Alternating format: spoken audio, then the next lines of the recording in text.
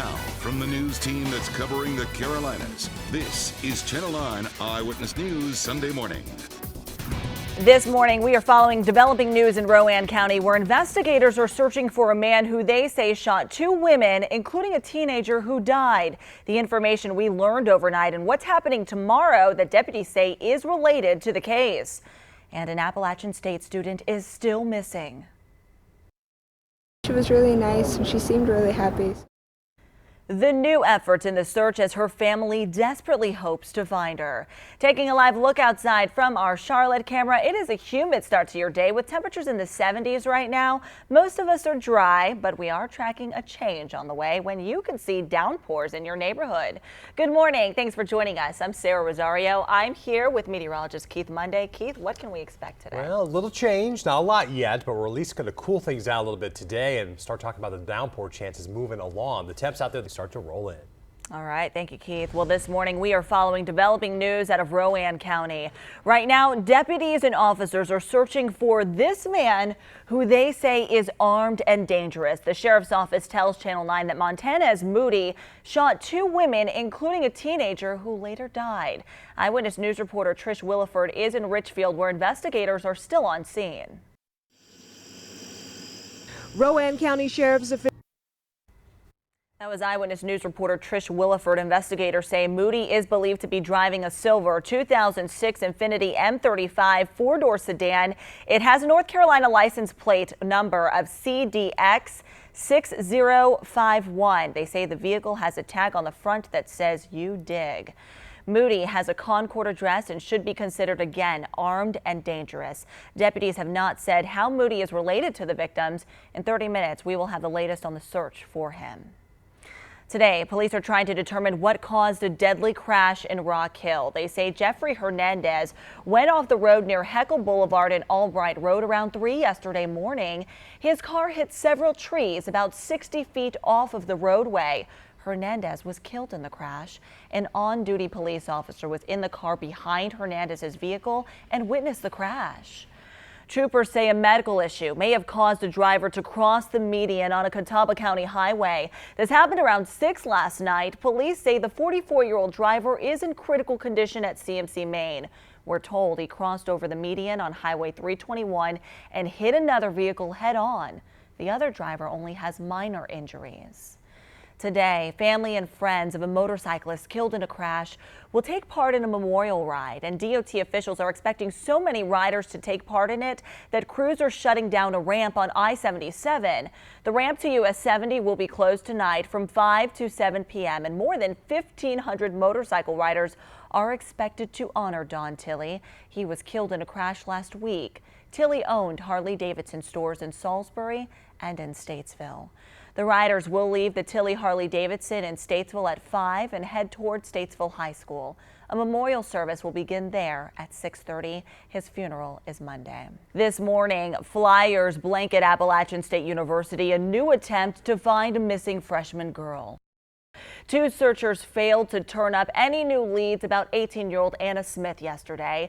Investigators say she was last seen Wednesday. Eyewitness News reporter Blake Hansen went to Appalachian State University. He spoke to police about where they focused their search.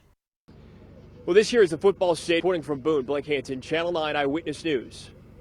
Well, Channel 9 posted Smith's picture on our Facebook page, and viewers' response has been incredible so far. It has now been shared more than 21,000 times. You can still do so by liking our page.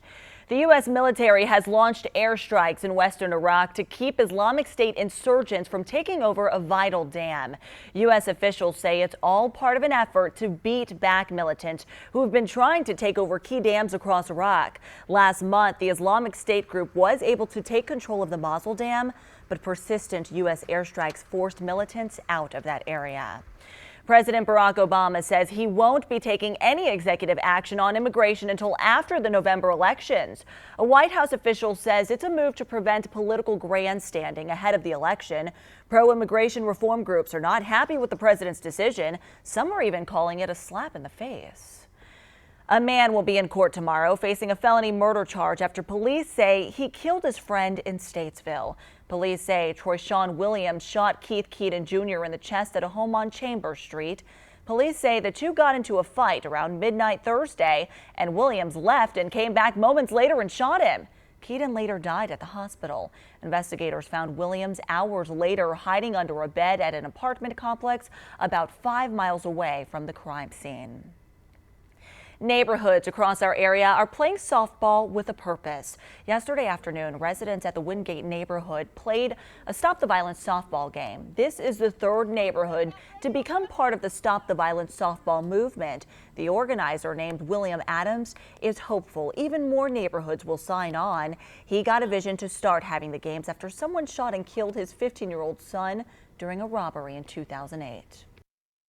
My whole goal is to have other communities to come in and say stop the violence, and we stand as one united front, and let's just continue to just push and strive.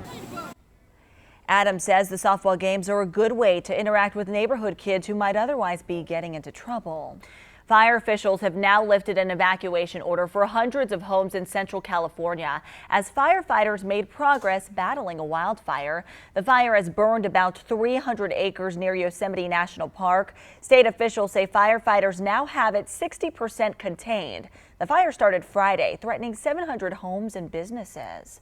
Taking a live look outside from our Lake Norman camera. Woo, that is a beautiful view to start your day off. If you're headed out, grab the umbrella because you may need it later on today. Let's get a check on your forecast now with meteorologist Keith Monday. Yeah, spectacular sunrise this morning in that area. We've had a little fire up into this afternoon. Sarah? Thank you, Keith. Well, one West African country will go on lockdown this week to try and stop the spread of the deadly Ebola virus. The Sierra Leone government is ordering people to stay inside their homes on September 19th, 20th and 21st. Those dates were picked to give people enough time to stock up on food, but some are already questioning whether it'll do any good. Meanwhile, the third American to contract the virus is recovering at the Nebraska Medical Center after returning to the United States. Dr. Richard Sacra is a missionary with SIM. He was delivering babies in Liberia when he became infected. His wife says he's still weak but slightly improved from Friday. The head of SIM read a statement from Sacra. I know that with or without evacuation, I could well die from this disease. And frankly, my main concern are for Debbie and my boys and the ministry of SIM. We have been following every new development since the Ebola outbreak started spreading. You can find all of our coverage online at WSOCTV.com. A man considered to be armed and dangerous on the run, what investigators say led up to a double shooting leading to the death of a 17-year-old. And a new intersection is just days from opening on a busy Concord road. How the confusing new intersection will work and the relief it's expected to bring.